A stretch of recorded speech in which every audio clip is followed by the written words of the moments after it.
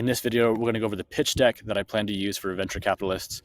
I know it sucks, but this is what I've got. Let's just jump into it. This first slide is the intro slide. I like the world's first dating app for couples. I think that it's maybe it doesn't give the right message, but it's eye-catching, and I think it kind of pulls you into the pitch deck. I think it works. It's really catchy. So yeah, that's the first slide. Gotta have an intro slide. All right, so here is the problem slide. Most of the videos, most things that I read about pitch decks say you need to have a problem and then a solution. So here's the problem.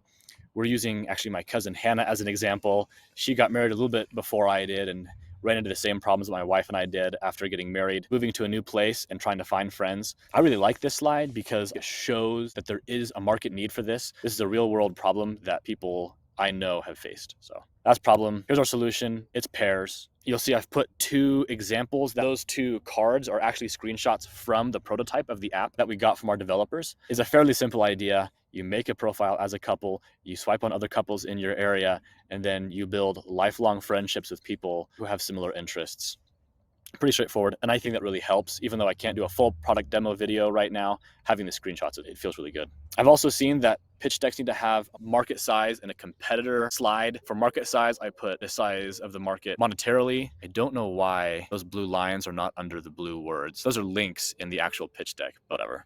So yeah, showing how much the market is worth, $80 billion. I've pulled that off the internet. $1 trillion, that second bullet point, also pulled that off the internet. And then just the size of the market of people. I looked it up and there's like 60 million married couples in the US, which is like 120 million adults. That's not counting people who aren't married. And I think that's an important group because this app is not just for people who are married. It's for anybody in a relationship who wants to find other couples to hang out with. So the competitors, this is a little taboo from what I've heard to say there's no competitors, but I'm pretty confident when I say that there's literally nothing like this on the App Store right now, a solution tailored for couples. There's lots of apps for people to try and make friends. That being said, there are the obvious competitors after we establish the market and after we start to grow. You can easily imagine companies like Tinder, Bumble, Hinge, or any of those other dating applications. They're going to want to make a version for couples, like find a date on the one app and then go to our second app to find other couples to hang out with or whatever. So those are who the competitors are in my mind.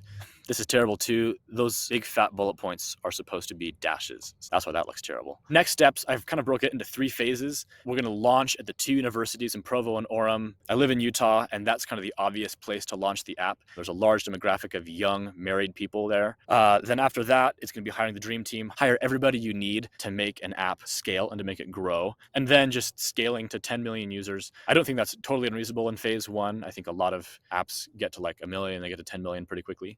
Phase 2 is to really nail down the app, get a great user experience, scale to 100 million users, and then monetize. I don't want to monetize too early. I don't like apps that you have to pay for. I think that there's a better way. We'll see. But that's phase 2. Phase 3 will be to go international, really focus on a global market, trying to scale to 300 million users. Realistically, I think that's where the app would level off. That's just my guess. I think Instagram and Facebook are like, 1 billion users, and Snapchat's probably around 300 million users. And I think we would get pairs to about 300 million if we went international, scaled the app, and established ourselves as leaders in the market. And then the third point of phase 3 is to monetize with ad space. I think this is way better than monetizing with subscriptions. I hate apps you have to pay for, but it's very easy to see companies paying to be on your app. Bars, bowling alleys, whatever, could offer to be listed as fun things to do in your area after 2 couples matched. And this is the end slide.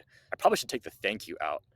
This tagline at the bottom is one that my business partner came up with. Life is better in pairs. I really, really like it. I like life is better in pairs.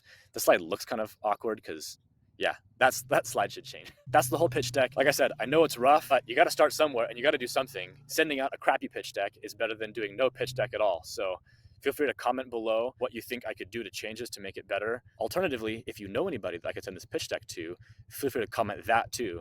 I want this pitch deck to go to as many people as I can. So subscribe to the channel and we'll see you guys next time.